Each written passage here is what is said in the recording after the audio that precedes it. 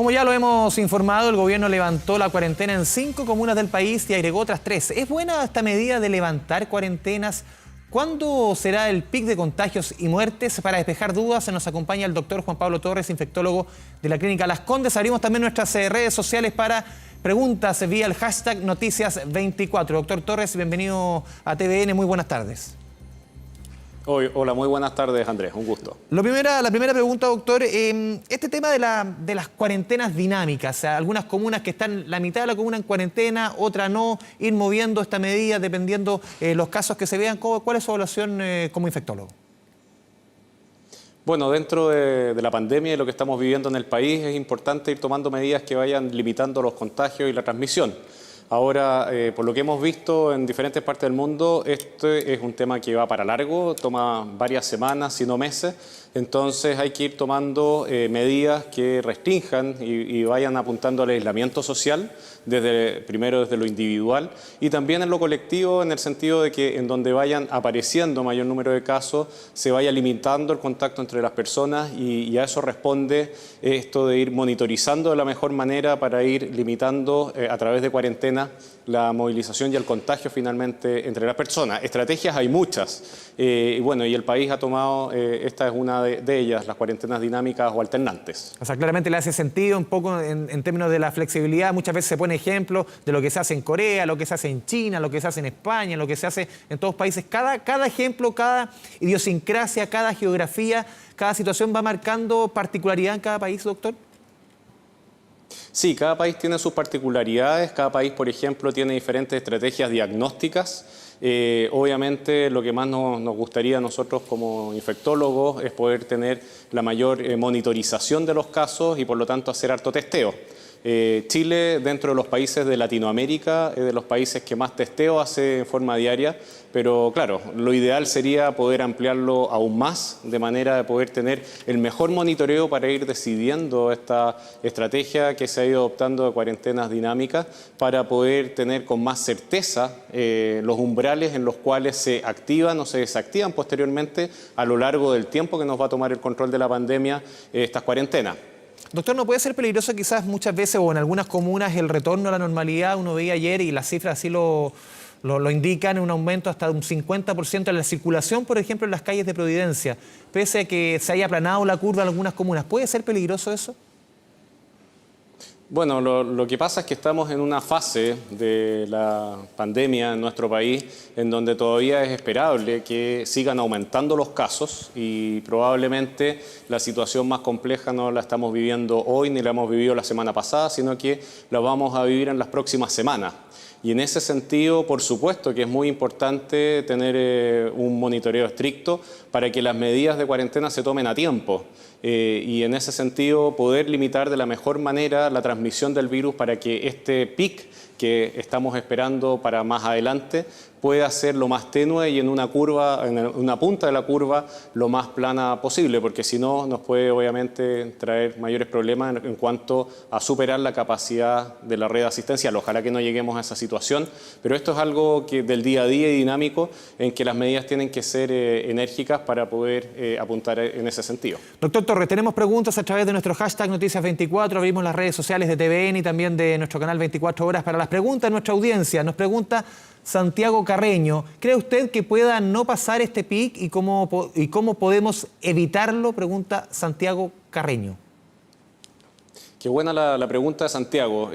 Yo creo que lo más importante en este momento es la conducta individual que cada uno de nosotros, junto a nuestras familias, tengamos, de tomar conciencia de que esto es realmente importante, es una situación grave, no solo para nuestro país, sino que para todo el planeta. Por lo tanto, lo primero que podemos hacer es activamente seguir las indicaciones, mantenernos en la casa, cuidar a los grupos de riesgo y en especial a nuestros adultos mayores. Así que, sin duda que eso es algo que tenemos que partir haciendo de todas maneras y de manera individual.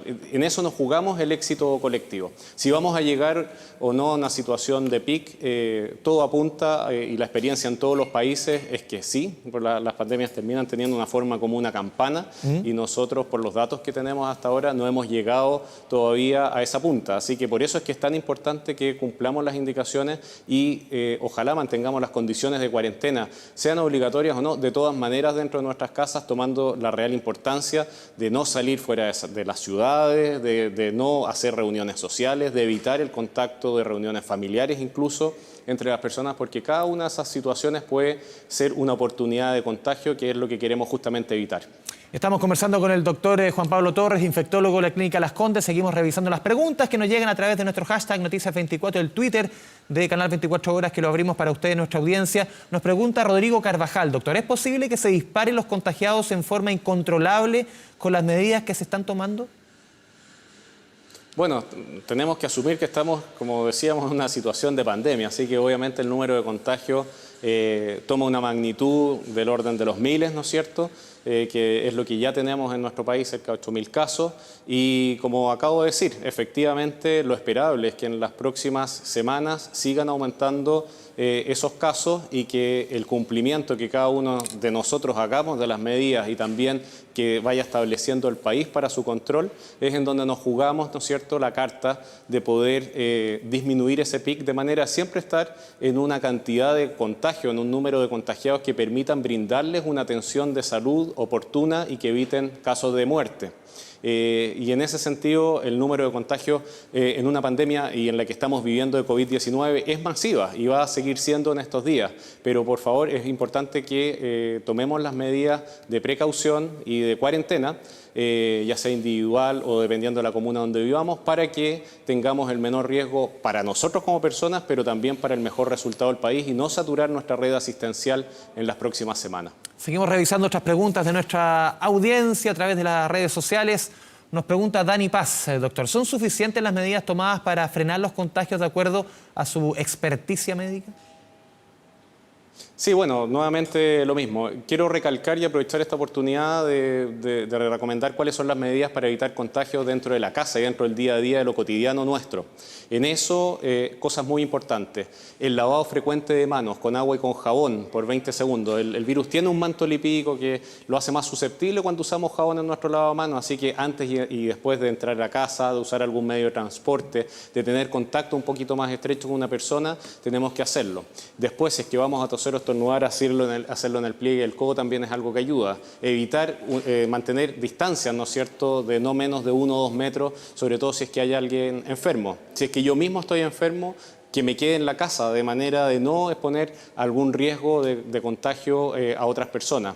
Limpiar nuestros útiles de uso frecuente, por ejemplo el celular, algunos mesones, llaveros, etcétera, se puede hacer con alcohol y un pañito, y eso puede ser también disminuir los riesgos de contagio. Partamos de esas medidas individuales y sigamos las indicaciones que vayan estableciendo las autoridades, ojalá que sean siempre oportunas, ¿no es cierto?, y enérgicas para poder disminuir y aplacar la curva, pero influye mucho el comportamiento individual para el resultado colectivo. Otra pregunta, doctor, que nos llega a través de Twitter. A ver, nos pregunta Gerardo, ¿qué le parece que se comparen cifras de diversos países considerando que cada uno tiene sus propias metodologías, geografías, demografías, idiosincrasias? Lo conversaba antes. ¿Los expertos hacen este tipo de comparaciones? Bueno, se pueden comparar estrategias, ciertos resultados, ¿no es cierto?, y se pueden corregir esas comparaciones de acuerdo a la situación que tuvo cada país. Es muy importante tener la precaución en no hacer comparaciones gruesas, sin hacer ese tipo de análisis un poquito más fino, porque como les decía, depende el número de casos, por ejemplo, un país puede depender estrictamente del número de test o el acceso, la disponibilidad de esos test diagnósticos, como es la reacción de polimerasa en cadena, para poder tener un denominador que sea confiable, que sea representativo. Y si recorremos solamente nuestra región en Latinoamérica, vemos que hay diferencias significativas respecto al número de test que se hace cada día en cada uno de los países, y eso va a ir determinando diferencias. Entonces, yo creo que ese tipo de comparaciones es importante que la hagan nuestros expertos. En Chile tenemos una muy buena infectología, pero también tenemos una muy buena epidemiología y escuelas de salud pública que pueden hacer los análisis comparados y que tienen el conocimiento, ¿no es cierto?, para poder llegar a conclusiones que sean reales y que sean efectivamente útiles y que no caigan en un análisis rápido que nos pueden llevar a confusión. Seguimos avanzando en las interrogantes, doctor, que nos ponen arriba de la mesa nuestra audiencia. A ver, Cristian Mesa nos pregunta, ¿los anticuerpos que generan provocan inmunidad para siempre o solo por un tiempo limitado? Una discusión que ha estado bien en boga los últimos días. Sí, es una muy buena pregunta la de Cristian y efectivamente es una discusión porque la respuesta todavía no la tenemos. Si la tuviéramos estaríamos discutiéndolo probablemente menos. Lo que hemos visto, y si uno va a la evidencia científica de estos pocos meses que hemos ido aprendiendo de SARS-CoV-2, de este coronavirus nuevo, es que si uno mide en los pacientes 14 días después, por ejemplo, hay una muy buena publicación en la revista Nature, una muy buena revista de pacientes, 9 pacientes que tuvieron cuadros leves, adultos, hospitalizados, y en el 100% de ellos existió una detección de anticuerpos de IgM y IgG desde el día 14 en adelante. El 50% de ellos desde el día 7 y el 100% desde el día 14 en adelante. Ahora, si es que esos anticuerpos, cuánto tiempo van a durar y qué tan protectorias pueden ser para un recontagio, una reenfermedad o para estar expuestos al año siguiente o en una estación próxima, yo creo que no tenemos los elementos para poder dar una respuesta significativa ahora ya, y en eso la ciencia junta los datos de los diferentes países para poder ir sacando, ¿no es cierto?, conclusiones que sean categóricas. Pero hemos ido aprendiendo al menos esas cosas, de que se genera una respuesta inmune, se genera. Hay algunos estudios también hechos en animales, especialmente en monos, en especies de monos, que se ha visto que pueden generar una respuesta inmune que podría ser y tender a la protección. Pero la respuesta definitiva, sin duda, que probablemente la vamos a tener en unos meses más cuando la ciencia ya aclare esa incógnita. O sea, claramente se trata de un virus que tiene 4 meses. Todavía no se pueden sacar muchas conclusiones. Doctor, Exacto. Tenemos otra pregunta. A ver, nos pregunta Claudio Prieto. ¿Cuál es la mejor manera de proteger a mi padre que está postrado? ¿Cuál es la fórmula para cuidarlo o protegerlo? Bueno, esa es una excelente pregunta porque, como decíamos, un padre, ¿no es cierto?, y postrado cae en un grupo de riesgo que hemos aprendido que los pacientes que tienen el COVID-19 pueden tener un mayor riesgo de severidad y lamentablemente también de mortalidad. Respecto a esa pregunta tendríamos que seguir los consejos de la cuarentena, y así como hablamos de la cuarentena dentro de una ciudad, dentro de una comuna, llevarlo un poco el concepto dentro de la casa. Cosa de que esa persona, ojalá, si es que alguien la puede cuidar, evite el contacto social, que tenga algún cuidador si es que lo necesita, por supuesto si está postrado, pero no sobrecargar con otros familiares la atención de esa persona. En eso hay que coordinar la ayuda para proveerle alimentos, sus trámites, digamos, para que esté lo más limitado el contacto con otras personas, y como también decíamos, si alguien va a entrar en contacto, para la atención de él, el lavado de manos antes y después de hacer cualquier tipo de atención, al acomodarlo en la cama, al moverlo de posición. Yo creo que también sería recomendable el uso de una mascarilla por estar en una situación de riesgo, sobre todo si es que ese paciente está asintomático, o bien si es que va a haber un contacto muy estrecho al acomodarlo o al ayudarlo con el cuidador. Eso podría ser una situación especial. Evitar y limpiar también todo el entorno de él. Como decíamos, se pueden limpiar los mesones, el celular o algunos otros artículos que use con alcohol, y evitar de todas maneras que no se vaya a acercar ninguna persona enferma a esa persona postrada a una distancia de 1 o 2 metros al menos. Revisamos una última pregunta, doctor Torres. Nos pregunta Valeria Valenzuela.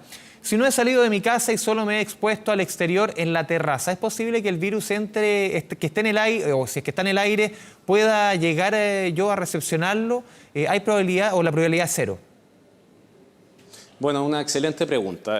Si yo estoy cumpliendo mi cuarentena estrictamente en mi casa, y bueno, estoy dentro de mi entorno, ¿no es cierto?, no salgo y estoy en la terraza, el virus no va a tener la capacidad de volar o estar en el aire, digamos, para atravesar los muros, para entrar a mi casa, a mi departamento. Así que, afortunadamente, la respuesta es que no se va a contagiar, y ahí está la importancia radical de mantener cuarentenas estrictas, porque realmente de esa manera evitamos contagio. Así que podría estar tranquila respecto a su pregunta. Doctor Juan Pablo Torres, infectólogo de la Clínica Las Condes, muchas gracias por esta conversación con TVN y Canal 24 Horas. Muy buenas tardes. Muchas gracias, Andrés. Un gusto.